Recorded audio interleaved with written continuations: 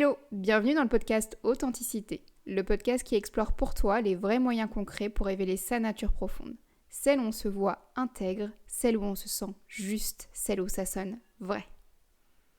Finalement, avant de te raconter pourquoi j'ai eu une envie plus que profonde de créer ce podcast, qui est lié à mon histoire personnelle, j'ai plutôt le désir de commencer par te décrire le mieux possible ce qu'est l'authenticité pour moi.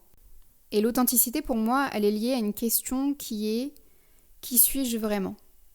C'est pas une question si simple finalement parce que à cette question, dans notre société, on a souvent tendance à répondre par notre rôle professionnel ou notre âge ou à se définir par ce qu'on a ou ce qu'on n'a pas. Tu sais, l'argent que tu as sur ton compte à banque, la manière de t'habiller, de la manière de te maquiller, les accessoires que tu as.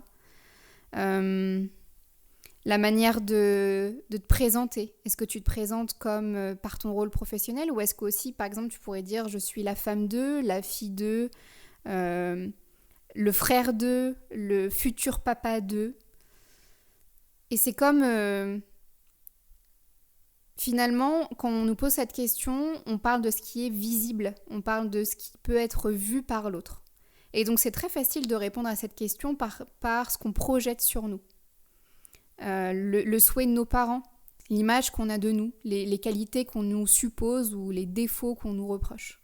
Je réalise que tout ça, ces normes, ces attentes, ces rôles, ces étiquettes qu'on nous attache et qu'on s'attache nous-mêmes, ça peut vraiment nous empêcher d'être véritablement nous. Tu vois, d'aller voir qui on est vraiment à l'intérieur de soi. Et en fait, ça peut être véritablement un truc authentique pour nous de nous décrire de telle ou telle manière. Faut juste que ça résonne en fait, que ça vibre en dedans. Être authentique, pour moi, c'est pas le regard des autres sur soi, c'est le regard qu'on porte de soi à soi. On n'est pas obligé de correspondre aux attentes. Alors oui, appartenir à une communauté, être aimé, c'est important, mais se faire aimer en n'étant pas soi-même, c'est comme illusoire en fait. C'est comme se faire dicter par l'autre ce qu'on doit ressentir, dire, voir, faire selon lui. Et c'est clairement souffrir à long terme.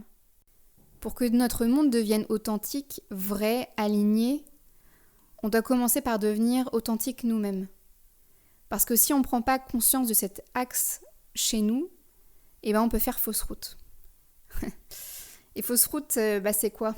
C'est je perds pied, c'est le vide, il n'y a pas de sens là dans ce que je fais.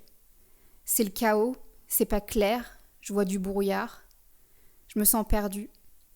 Je m'enfonce, je me noie, je me reconnais plus, je ne me comprends plus. Je ne sais pas qui je suis profondément, je ne sais même pas si je l'ai su vraiment un jour. Tous ces mots, images, sensations qui nous permettent de se rendre compte d'un coup qu'on n'a pas pris le bon chemin pour soi. Qu'on se réveille d'un mode zombie, qu'on ouvre enfin les yeux. En fait, c'est comme si, à notre arrivée dans le monde des adultes, on nous avait donné une mauvaise carte d'identité. Et qu'on n'osait pas réclamer celle qui nous appartient vraiment. Et franchement, c'est dur de comprendre et de s'avouer qu'on a fait fausse route. C'est encore plus dur de s'en sortir. La société veut qu'on reste, elle veut qu'on fasse comme tout le monde, qu'on soit des moutons, des zombies, des robots. C'est beaucoup plus facile pour eux, en fait, qu'on reste tous sur un seul et même chemin pour nous contrôler, nous dominer, nous manœuvrer. Comme ils en ont envie. Tu sais ce que je crois en fait, c'est que on est déjà plusieurs notre génération à s'apercevoir que tout ça c'est de l'illusion. Et qu'on a tous besoin de revenir à sa vérité pour servir au mieux le monde de demain. Je dirais même le monde d'aujourd'hui en fait. Parce que celui qui nous est vendu est déjà dépassé. Même pour les entreprises, l'authenticité, ça devient une valeur ajoutée. Quelque chose qui fait la différence. On parle même de leader authentique, c'est-à-dire de savoir manager en ayant le courage d'être soi-même. Ça, on aura l'occasion d'en reparler. Et en tant que consommateur, on déteste le faux. On le dénonce même, tu vois, grâce aux réseaux sociaux. On veut plus être trompé. On veut du vrai, de la transparence, du naturel, de l'alignement. Et une partie du monde fait fausse route, parce qu'individuellement, on a oublié qui on était vraiment. Et on pense que ce qu'on est, c'est ce qu'on montre, ce qui est visible. Et mes sujets d'études préférés, c'est les personnes ou les parties de chaque personne, dont les miennes, qui vivent dans l'illusion. Je saurais pas comment t'expliquer, mais genre ça m'attire en fait. J'ai envie de les observer, j'ai envie de les écouter. J'essaie de comprendre. Il y a parfois où j'essaie de comprendre avec colère et parfois avec beaucoup plus de douceur pour quelles raisons ils en sont arrivés là. Pour quelles raisons cette personne a décidé de faire de ce sujet un sujet tabou. Pour quelles raisons cette entreprise ne donne que du sens au profit sans ne plus laisser de la place à sa véritable raison d'être. Pour quelles raisons une partie du monde se perd, pour ne pas être un peu plus vulgaire. Pourquoi certains me paraissent visiblement plus lumineux, heureux que d'autres? Et comment ils y sont parvenus? Et bon, je te rassure, je suis pas que bizarre. Je suis tout autant passionnée par ceux qui ont choisi leur propre chemin, qui osent être véritablement eux-mêmes ou qui ont osé l'être avant de mourir. Surtout professionnellement. Je sais pas pourquoi. Peut-être parce que, en fait, le professionnel, ça reste encore cette partie visible, ce truc un peu d'image suprême qu'on montre en fait et qu'on adore montrer tout de suite en France. C'est souvent d'ailleurs la première chose à laquelle on répond. Je suis aussi ce genre de personne à fouiller tout Internet pour lire, voir, être touchée par les témoignages authentiques de vie, d'expérience, pour comprendre comment ils ont eu le déclic, comment ils ont véritablement ouvert leur cœur, les étapes qu'ils ont suivies pour découvrir leur vrai soi, et ce qu'il leur reste encore à approfondir pour être encore plus cohérent intérieurement. Et puis je suis aussi ce genre de personne à m'introspecter profondément pour aller de plus en plus à la rencontre de mon vrai moi. Je dirais même que je passe ma vie à me poser ce genre de questions. C'est quoi l'authenticité? Si tout le monde le désire, qu'est-ce qui nous empêche de l'être? Comment on se rend compte qu'on s'est oublié? Est-ce que ça part d'un ressenti, d'une vision de soi, d'une parole, d'une pensée? Comment on trouve le vrai soi? C'est facile, rapide? Ou alors est-ce que c'est compliqué, lent de passer de la souffrance à la liberté d'être soi-même? Comment on sait qu'on est notre vrai soi? C'est quoi les secrets pour être authentique? C'est genre une exploration personnelle ou est-ce qu'il existe peut-être des principes universels à connaître et à mettre absolument en place pour avancer sur son propre chemin? C'est quoi les coûts humains de ne pas vivre authentiquement? Qu'est-ce qu'on perd à ne pas être soi? Qu'est-ce qu'on y gagne vraiment? Et puis franchement, à quoi ça sert de l'être dans un monde qui ment à chaque minute? À quoi ça ressemblerait un monde authentique? Est-ce que c'est vraiment possible? Ou est-ce que ça serait un idéal de penser qu'on pourrait vivre authentiquement? Et il se passe tout ça dans ma tête. Et à travers ces questionnements, j'ai choisi d'arrêter d'être aveugle, de prendre mon courage à deux mains pour voir le fossé qu'il existe entre mon faux moi et mon vrai moi, et de faire face à mon désordre intérieur. Ça veut dire qu'il faut oser venir voir ce qui peut nous paraître déséquilibré en nous.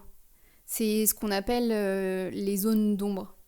Nos déséquilibres intérieurs. Quand on est avec nous-mêmes ou quand on est en relation avec quelqu'un, ce truc-là qui nous paraît un peu comme ah là, je sens que c'est incohérent ce que je viens de faire ou je suis pas ok avec ce que je viens de faire. Et comment on fait ça?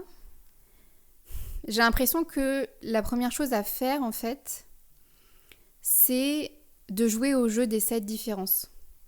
Tu sais, ce jeu qu'on jouait quand on était gamin où il y avait 2 images et il fallait voir ce qu'il y avait de différent. Et ben j'ai l'impression que c'est pareil de ce qu'on doit faire en nous. C'est genre qu'est-ce qui me semble aligné chez moi, qu'est-ce qui me semble lumineux, en équilibre, qu'est-ce qui me semble stable et qu'est-ce qui me semble désaligné, où je sens que ça fonctionne pas en fait. Je sens que ça n'a pas de sens ce que je suis en train de faire, d'être dans mon quotidien. Et pour aller même un peu plus loin sur cette réflexion, qu'est-ce qu'on compare finalement, précisément?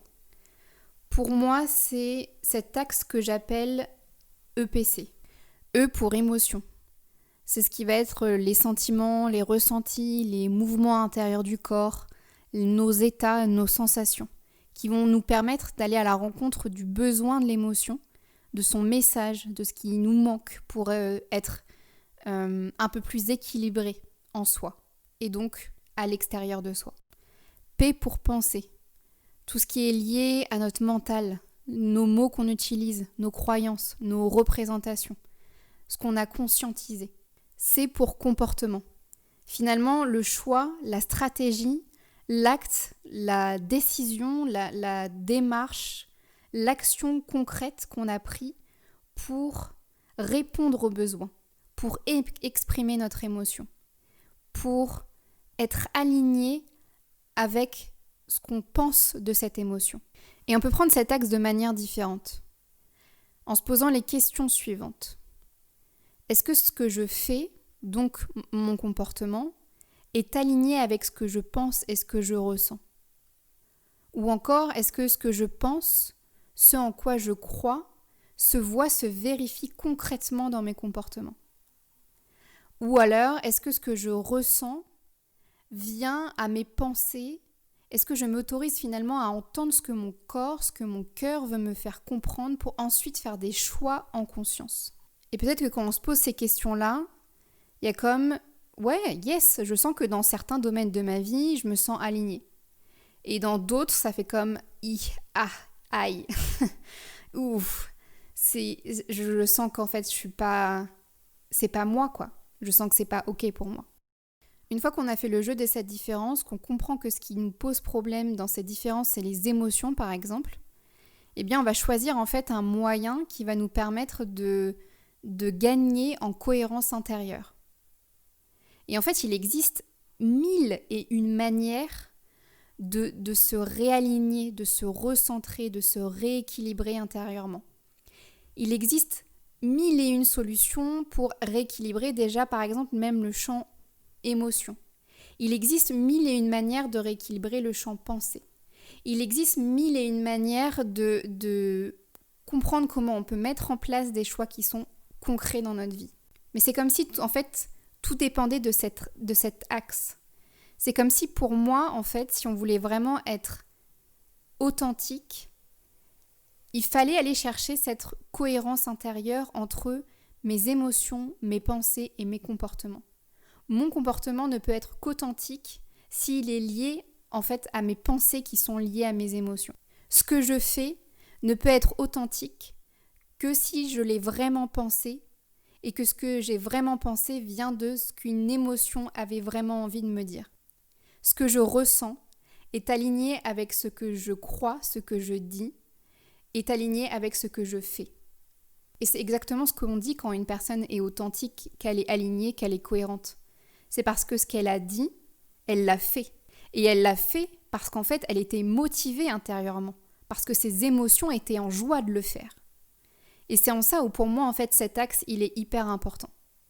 La conclusion de ce podcast, c'est que finalement, personne ne peut décider à notre place comment être, comment se présenter au monde. Comment répondre à cette question qui est qui je suis vraiment. Il n'y a que nous qui pouvons faire ce travail en fait. Il n'y a que nous qui pouvons aller à la rencontre de qui on est vraiment à chaque instant. Il n'y a que nous qui pouvons savoir si intérieurement ça résonne, ça s'aligne avec ce fameux axe chez nous EPC, émotion, pensée, comportement. Il n'y a que nous qui pouvons le sentir intérieurement. Parce que tout ça, parce que cet axe, il est interconnecté à notre histoire, à notre éducation, à notre culture, à notre environnement, aux personnes qui nous entourent. Et dans la suite du podcast, c'est exactement ce qu'on va aller explorer encore plus précisément. Ces différentes ressources que notre monde extérieur et notre monde intérieur nous offrent. Je suis vraiment contente que cet épisode t'ait plu. Tu cherches comment soutenir ce podcast ? Plusieurs moyens s'offrent à toi. Tout est expliqué dans le descriptif de chaque épisode. Le plus simple et le plus rapide, t'abonner et laisser une évaluation. Évidemment, authentique.